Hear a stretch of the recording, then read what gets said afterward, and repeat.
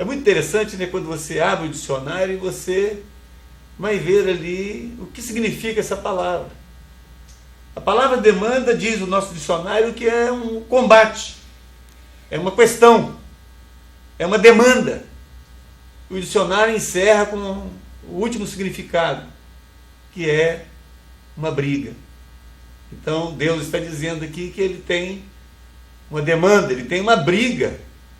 Agora, o mais interessante é que ele não tem uma demanda, ele não tem uma briga contra a natureza que ele criou. Porque toda a natureza, ela se volta para aquele que o criou. Você lembra de que quando Jesus entrou no barco e foi para o mar, de repente, houve uma grande tempestade, ventos fortes, e também o mar se agitou de tal forma que até mesmo os apóstolos, que eram acostumados à pescaria, a mar, em tempos revoltosos, eles ficaram apavorados com aquela situação. O barco se enchia, o vento impetuoso, e então eles acordaram o mestre que estava dormindo. E quando o Senhor acordou, ele simplesmente virou para o vento e disse: cala-te, e para o mar: aquieta-te. E na mesma hora, no mesmo instante, se tornou em bonança. Já pensou, meu querido? O vento e o mar obedecem à voz daquele que criou. Então Deus não tem demanda contra o vento nem contra o mar.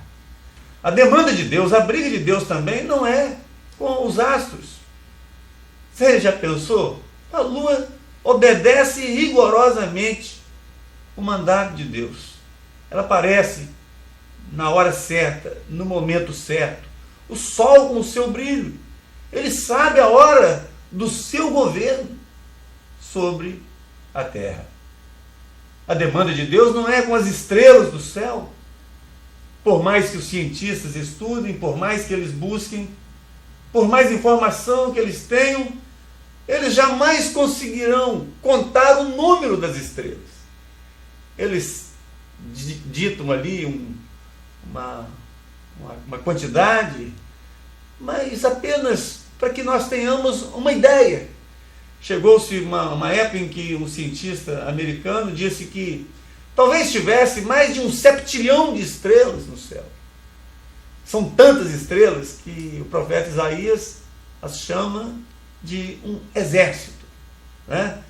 E quando você fala de um exército, é bom você lembrar que um exército ele tem a sua organização, né?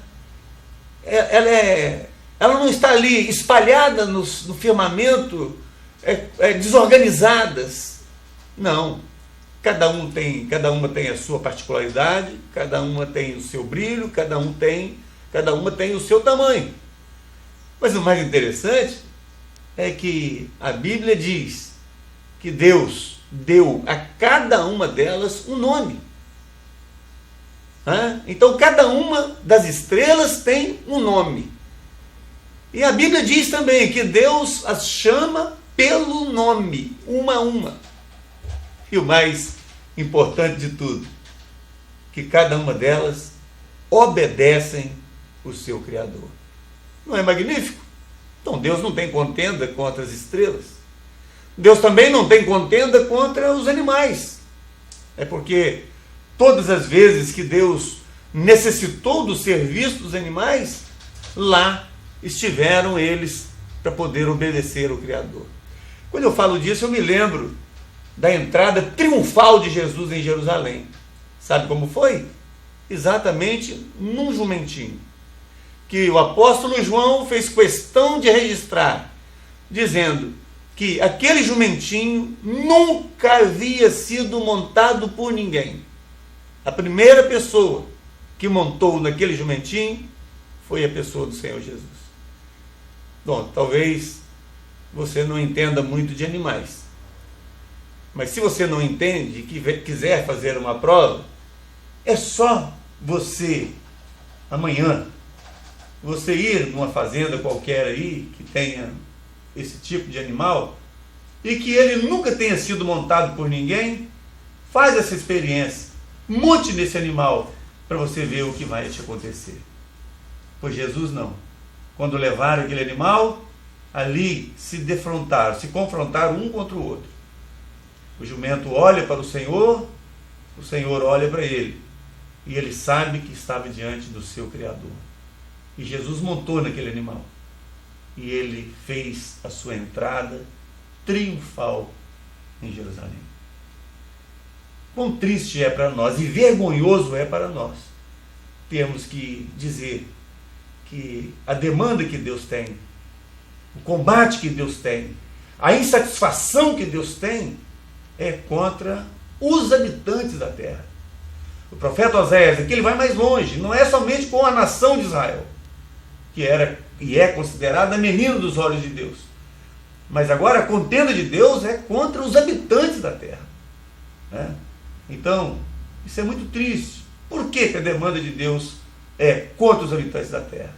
O texto aqui nos explica, e nós temos aqui pelo menos 3 verdades que aqui são anunciadas. Por que Deus está insatisfeito com os habitantes da terra? O primeiro deles, você lembra que eu li aqui, é porque não há verdade. Você percebe aqui? Né? Deus tem uma contenda contra os habitantes da terra porque não há verdade. Você já parou para pensar também que nós nunca vivemos um tempo de tanta mentira como nós estamos vivendo agora? A mentira hoje está localizada em todos os setores da sociedade.